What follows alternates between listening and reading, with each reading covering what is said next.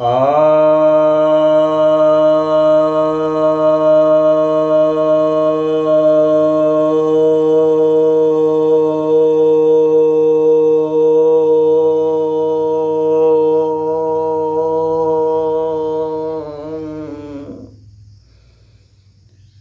सभी भक्तजनों को सप्रेम नमन। भक्तों, आज मैं आपके समक्ष बृहस्पति दोष के निवारण के लिए योग बताने जा रहा हूँ। इनकी कुंडली में बृहस्पति ग्रह दूषित होता है, अर्थात यदि वह नीच का है या शत्रु ग्रह में बैठा हुआ है या छठे भाव में बैठा हुआ है या अपने शत्रु ग्रहों से योग बना रहा है, दृष्टिगत योग बना रहा है या साथ में रह करके योग बना रहा है, या अस्त है, कमज़ोर है, तो वैसी स्थिति में वो विभिन्न प्रकार के विकार उत्पन्न करता है। बृहस्पति ग्रह यदि दूषित हो जाए तो मस्तिष्क विकार, वाणी दोष, गले में विकार, पेट में विकार और ज़्यादा गैस बनना, पीलिया हो जाना, यकृत विकार हो जाता है, प्लीहा हो जाता है, स्प्लीन, उसमें पथरी हो जाती है। जिन लोगों को पित्ताशय में वह दिक्कत आती है, बुखार हो जाता है, छुआछूत के रोग होते हैं, जांघ में कमजोरी आ जाती है और मोटापा बहुत ज़्यादा हो जाता है, कमजोरी हो जाती है। जो लोग मोटे मोटे हैं उनको समझ जाना चाहिए कि बृहस्पति उनका प्रदूषित है, बृहस्पति दोष है। और अगर हर्निया है तो भी समझना चाहिए, या मासिक धर्म में दर्द के साथ यदि मासिक धर्म आता है महिलाओं को तो समझना चाहिए कि बृहस्पति प्रदूषित है। पुत्र संतान न होने पर भी बृहस्पति का दोष माना जाता है। तो हिस्टीरिया संबंधित भी जो रोग है वह बृहस्पति के प्रदूषित होने से होता है। महिलाओं में हिस्टीरिया हो जाता है, इसमें उनको मुरझा जाती है। तो ये सब जो विकार हैं यदि आप में हैं तो बृहस्पति दोष आपकी कुंडली में है। तो अब इनके बृहस्पति समझ लीजिए कि हम लोग के धर्म का, हम लोग के चरित्र का, अच्छे चरित्र का परिचायक होता है। प्रदूषित होने पर चरित्र में भी दोष आता है और सनातन धर्म से व्यक्ति या तो नास्तिकता की ओर जाने लगता है या विरोधी धर्म की ओर जाने लगता है, या यदि उसी में है तो पाखंड अपना लेता है। दाएं कान में भी अगर दोष आता है तो इसी का माना जाता है, बृहस्पति का ही। मनोविकार जितने भी हैं वो इसी के दोष माने जाते हैं। बृहस्पति अपने यदि कर्क राशि में है 5 डिग्री अंश पर तो उच्च का माना जाता है, लेकिन वही अगर वो ठीक विपरीत चला गया, मकर राशि में चला गया 5 डिग्री अंश पर, तो वो नीच का हो जाता है। और अपने धनु राशि में जो स्वराशि है उसमें 1 से 13 डिग्री अंश पर जो है वो मूल त्रिकोण का माना जाता है, तो वहाँ पर भी उसकी स्थिति ठीक रहती है। यह दुर्घटना का कारण होता है हवा से, यानी ऊंचाई से गिर जाना जो है यह बृहस्पति दोष से होता है। तो इन तमाम तरह के दोषों से निपटने के लिए ज्योतिषाचार्य बहुत सारे उपाय बताते हैं, जो जैसे गुरु के मंत्र का जाप है, तो वह तो खैर योग में भी चलता है और उसमें भी चलता है, तो उसमें 19,000 बार बताते हैं करने के लिए। योग में उस तरह का कोई मतलब नहीं है, इसमें तो आपको श्वास के साथ जपना होता है। और उसमें तो आपको अंगूठी या ताबीज इस तरह से बता देते हैं, गुरु यंत्र पहना देते हैं। इसका जो मंत्र है वो याद रख लीजिए, ओम ग्राम ग्रीम ग्रौम सह गुरुवे नमः।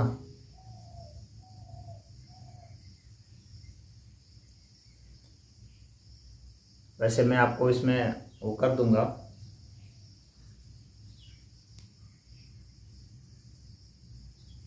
शेयर कर दूंगा, आप चाहें तो उसका प्रयोग कर लेंगे आराम से।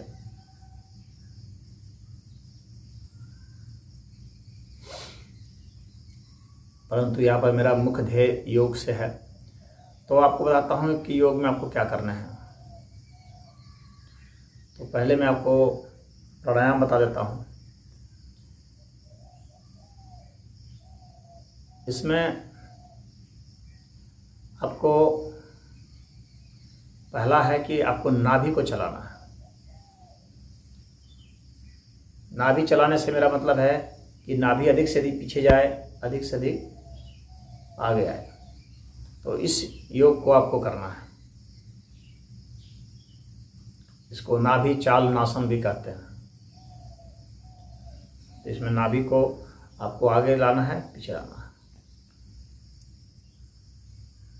तो वैसे तो ये आसन में आता है, परंतु ये होता इससे प्राणायाम ही है। आप देखेंगे कि इससे श्वास प्रश्वास में आपकी आए, क्योंकि अधिक से अधिक आपको नाभि को आगे करना है और अधिक से अधिक पीछे करना है।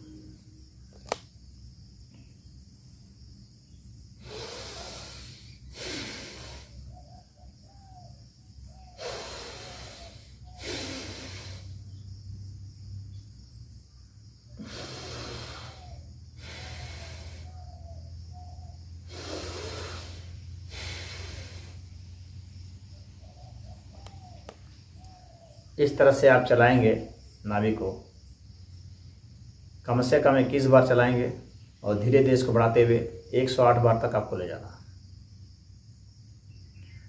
अब इसके बाद आपको अनुलोम विलोम करना। लंबी सांस लेंगे धीरे धीरे और लंबी सांस छोड़ेंगे धीरे धीरे। बाएं से लेंगे दाएं में छोड़ेंगे, दाएं से लेंगे बाएं में छोड़ेंगे। आवाज़ नहीं आनी चाहिए।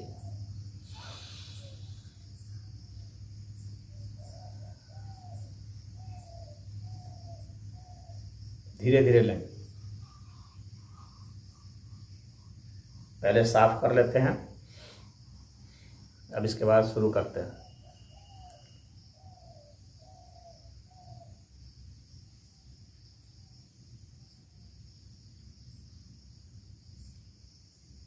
अच्छा, एक बात बताना भूल गया मैं। आप इसको करने के पहले शौच क्रिया से निवृत्त हो लेंगे तभी करेंगे, और स्नान करके करेंगे और खाली स्थान पर, खुली जगह पर ही इसको करेंगे।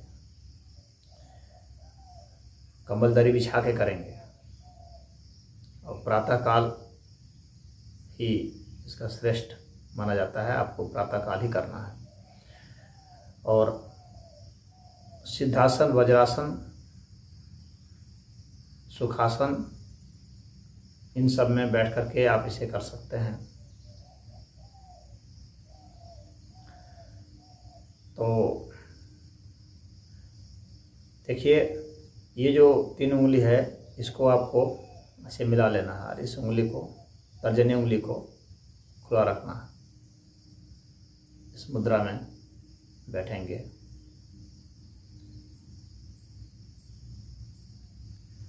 अब जो है, अब चूँकि अनुलोम विलोम करना है तो एक हाथ खुला रहना चाहिए, तो आप बाएं हाथ का आप इस तरह से रखे रहेंगे,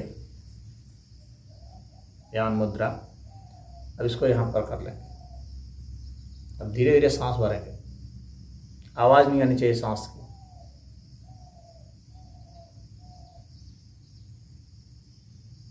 फिर दाएं से सांस छोड़ेंगे,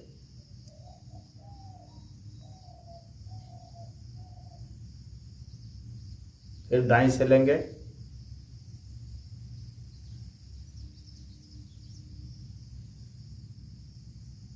और बाएं से निकाल देंगे। अब इधर दाएं को बंद कर देंगे।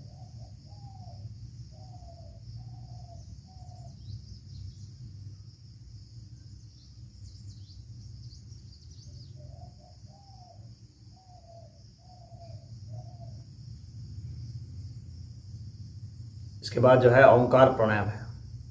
सांस भरेंगे और इस वीडियो की शुरुआत में जैसे मैंने ओम का उच्चारण किया था उस तरह से उच्चारण करेंगे, और इसे कम से कम 11 बार करेंगे प्रतिदिन। आप इसे धीरे धीरे बढ़ा करके 108 बार तक ले जा सकते हैं।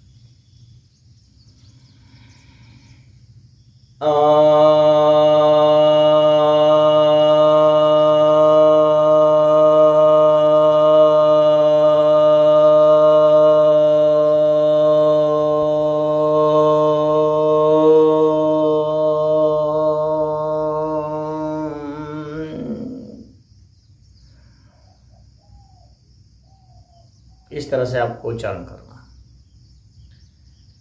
बृहस्पति यदि नीच राशि का हो जाता है तो ऐसा व्यक्ति जो होता है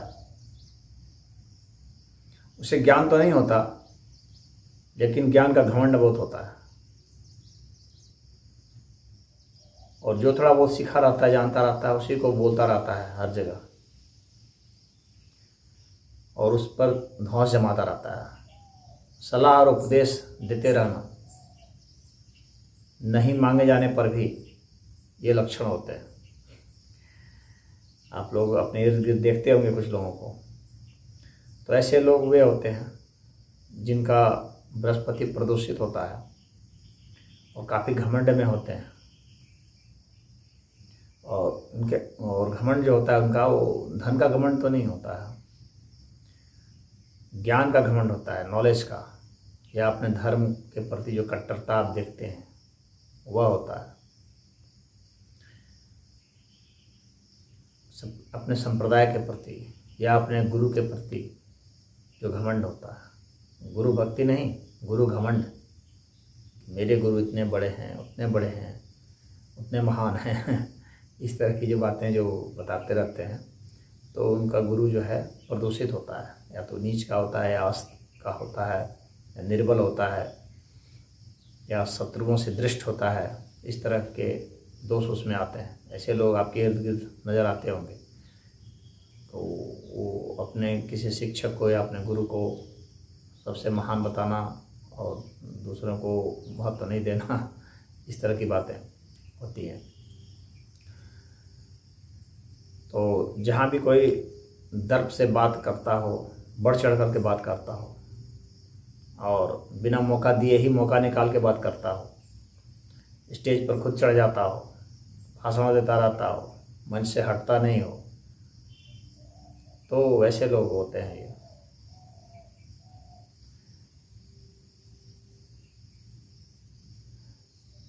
तो यह जो है एक तरह से यह भी मनोविकार के तहत आता है। अब जो दूसरा प्राणायाम मैं बतलाने जा रहा हूँ आपको,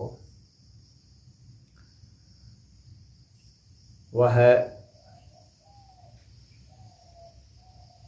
उज्जाई भ्रामरी संयुक्त प्राणायाम। इसमें गले की ताकत से सांस भरेंगे और नाक से गुनगुनाते हुए सांस छोड़ेंगे। यानी सांस भरते समय भी आवाज़ आनी चाहिए, सांस छोड़ते समय भी आवाज़ आनी चाहिए।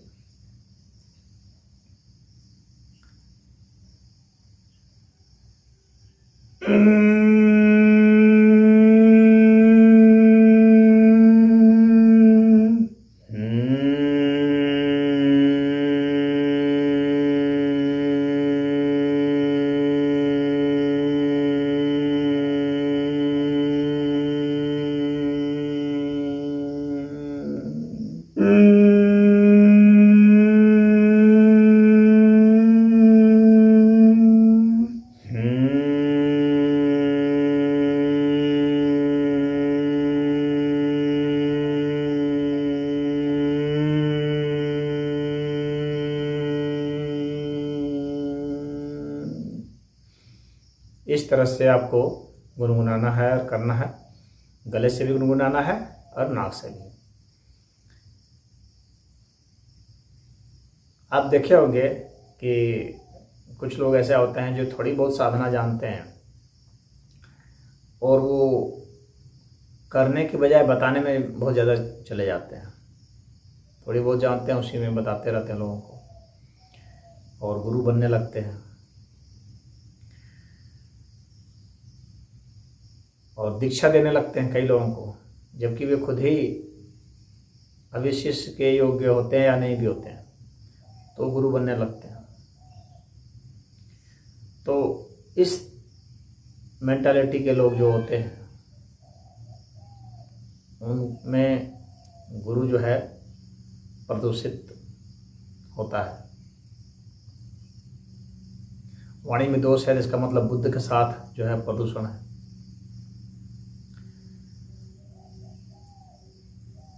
और जनेंद्रिय संबंधित दोष है, इसका मतलब शुक्र के साथ जो है प्रदूषण है उसका हो चुका है।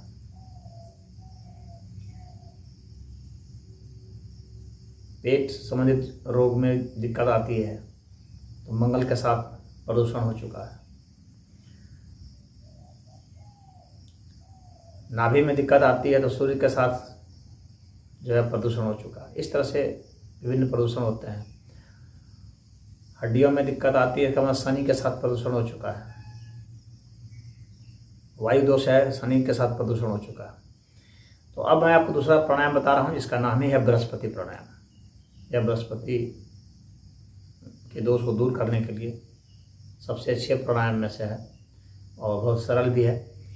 आपको लेट जाना है, दोनों पैरों को मोड़ लेना है, हाथों को खुला रखना है और नाभि को ऊपर से नीचे चलाते रहना है।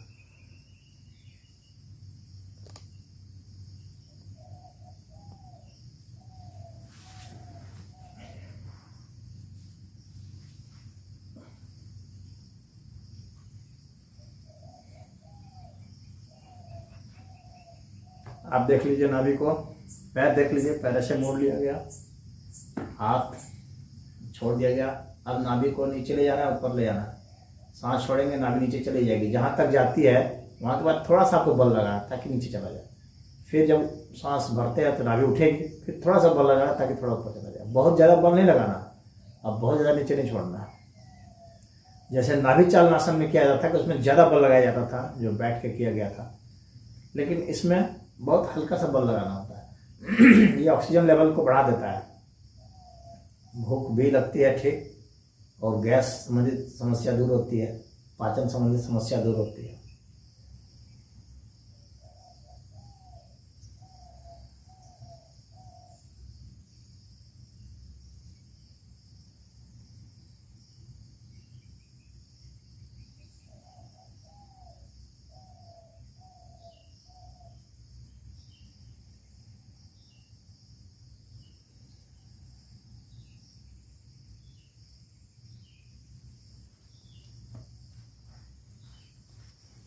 तो इस तरह से आप इसे करेंगे।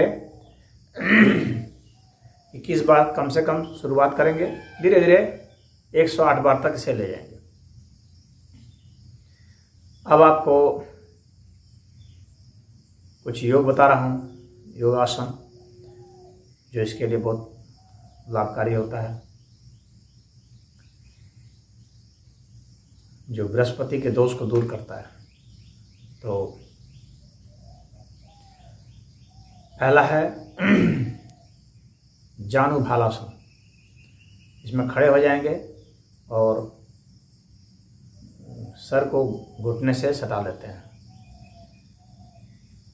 इसे कई स्टेप में करते हैं।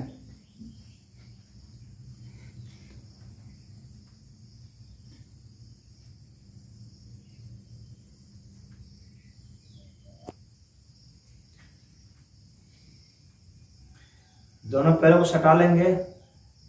फिर हाथ घुटना पर ध्यान देना है कि घुटना जो है मुड़ना नहीं चाहिए। इसके बाद इसको जमीन से सटाएंगे। जमीन से हाथ को सटा देंगे। जब ये सटने लगे तो आप इसको मोड़ लेंगे और मोड़ के सटा देंगे। नहीं सटता है तो ऐसे से करेंगे, ऐसे से करके यहाँ सटाएंगे, फिर यहाँ चिपक जाएंगे। जब ये सटने लगे तो हथेली ऐसे कर लेंगे और ऐसे से सटाएंगे। जब सटने लगे तो यहाँ चिपक जाएंगे। और एक एक स्थान पर 3-3 मिनट रहना है। जब ये होने लगे तब इसको यहाँ से यहाँ लाएंगे, इसके समानांतर, और यहाँ सटाएंगे।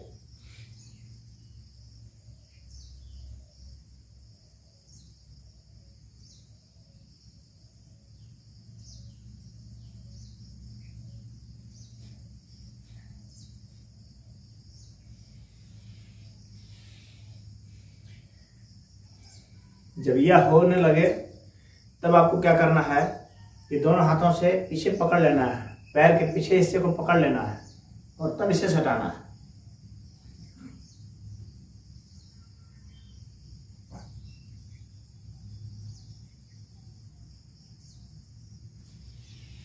मैं आपको इधर से दिखा देता हूँ, इधर से देख लीजिए।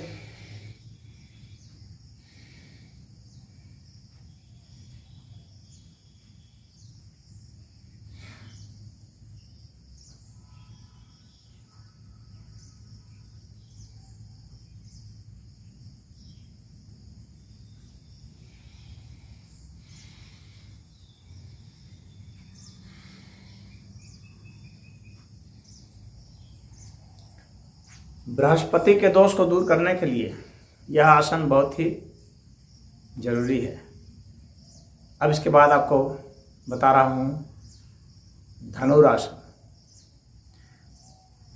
लेट जाएंगे पेट के बल और दोनों हाथों से पैरों को पकड़ लेते हैं और तान देते हैं। पैर की ताकत से हाथ को खींचते हैं, हाथ तन जाता है। इसे धनुरासन कहते हैं। धनुष की तरह शरीर का आकार बन जाता है और जो धनु राशि है वो गुरु की राशि है। तो देखिए,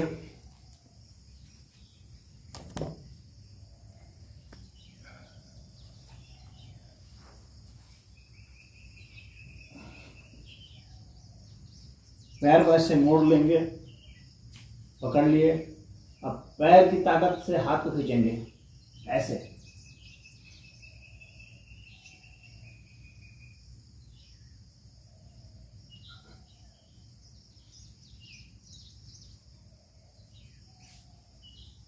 तीन मिनट तक रहेंगे इस पोजीशन में।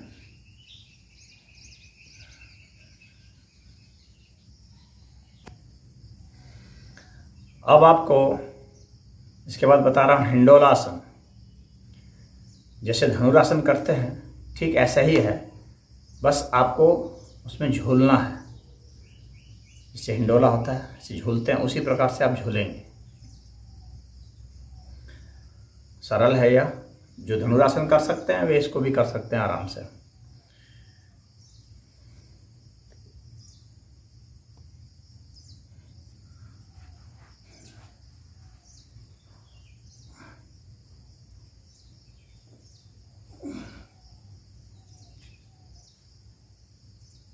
सांस को बाहर निकाल देंगे, फिर सांस को रोक देंगे और सांस की रोकी हुई स्थिति में ही इसको करना है।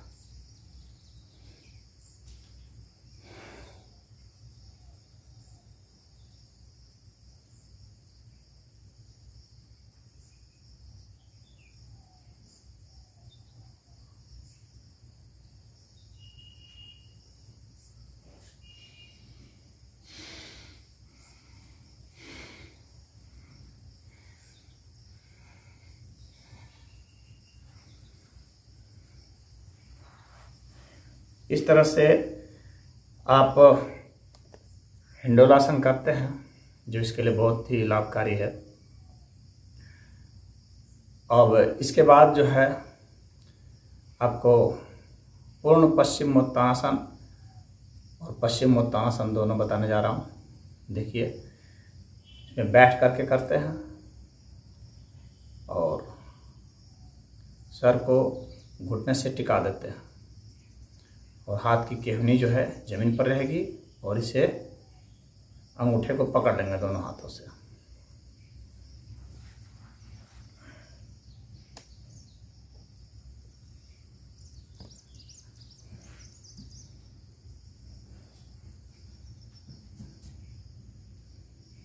पहले आप ऐसे हो जाएं और सांस जितना हो सकता है छोड़ते हुए आगे की ओर जाएंगे, फिर सांस भरते हुए पीछे आएंगे, छोड़ते हुए आगे की ओर जाएंगे।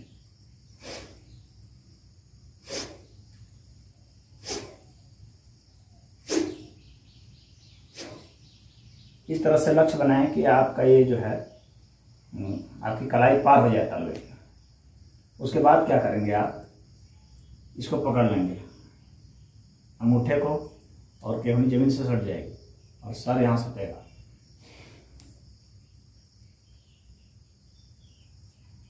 इस तरीके से सटना है। 3 मिनट तक आपको रहना है, सांस लेते रहेंगे, छोड़ते रहेंगे। इसके बाद पूर्ण पश्चिमोत्तानासन है, जिसमें कि आप इसको ऐसे करके फंसा लेते हैं आगे की ओर। ऐसे थोड़ा ये कठिन है, फंसा लेंगे। इसके बाद यहाँ टिकाएंगे पेट को और यहाँ टिकाएंगे चेहरे को।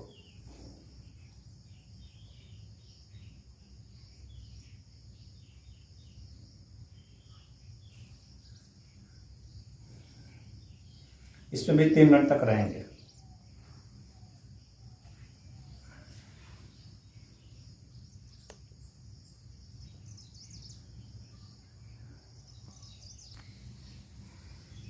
अब आपको पूर्ण धनुरासन बतलाने जा रहा हूँ। यह थोड़ा कठिन है और जो नए साधक हैं वे हो सकता है नहीं कर पाएँ, तो इसलिए इसका अभ्यास थोड़ा सावधानी से करना चाहिए, क्योंकि आसन में कुछ जटिलता है। इसमें दोनों हाथों को इस तरह से करते हैं, घुमाकर पकड़ लेते हैं अंगूठे को, पैर के अंगूठे को, और इसे सामने ला देते हैं। और धनुरासन की पोजीशन होती है, बस इसको पीछे से पकड़ करके हाथ को सामने लाते हैं। तो इसको देखिए कैसे करता हूँ।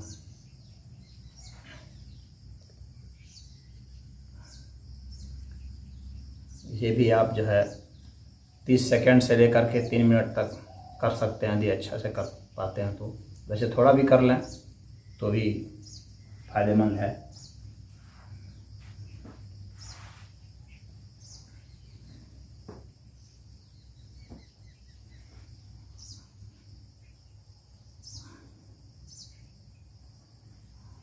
इस आसन को करने के पहले हाथों को घुमा लेंगे, उसका अभ्यास कर लेंगे और हाथों को पीछे से पकड़ लेंगे।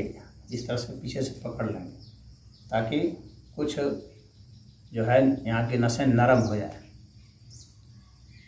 तब इसको करना है। कलाई को भी घुमा लेंगे, क्योंकि इसमें कलाई का उपयोग होता है।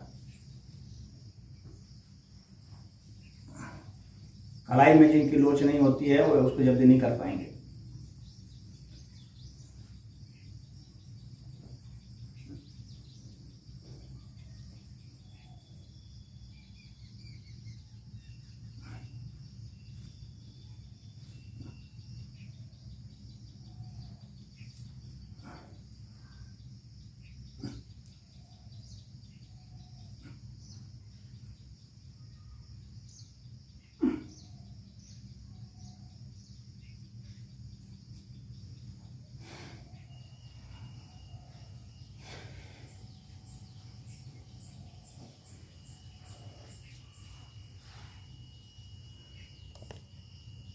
अब इसके बाद आपको नाभ्यासन बतलाने जा रहा हूँ।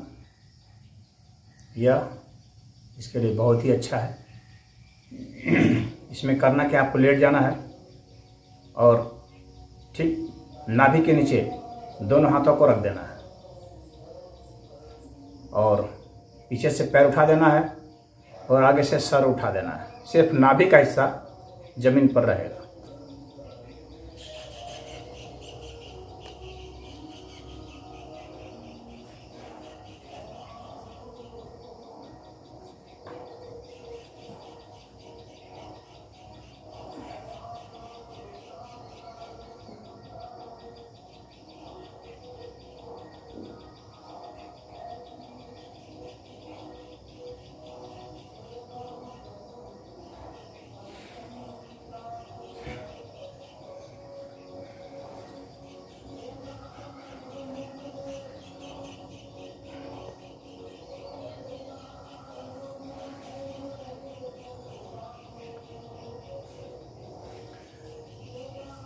तो इतना करने से आपके दोष दूर हो जाएंगे और यह प्रतिदिन आपको करना है।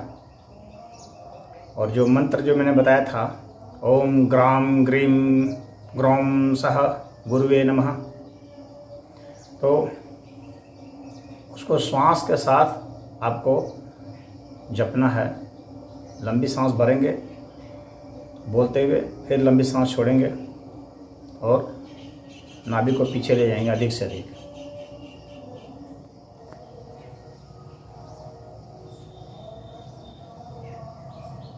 तो जो मैंने आसन आपको ध्यान आसन बतलाए थे, पद्मासन, सिद्धासन, सुखासन, वज्रासन, स्वस्तिक आसन, इनमें से कोई भी एक आसन कर सकते हैं। तो अगर ये आसन आपको नहीं आते हैं तो आप वीडियो इनके बने हुए हैं, आप उनको देख सकते हैं। पद्मासन में जांघों के ऊपर रखते हैं और उसको खींचेंगे और छोड़ेंगे आराम से। बस इतना है, इतना से आप सफल हो जाएंगे। ओम।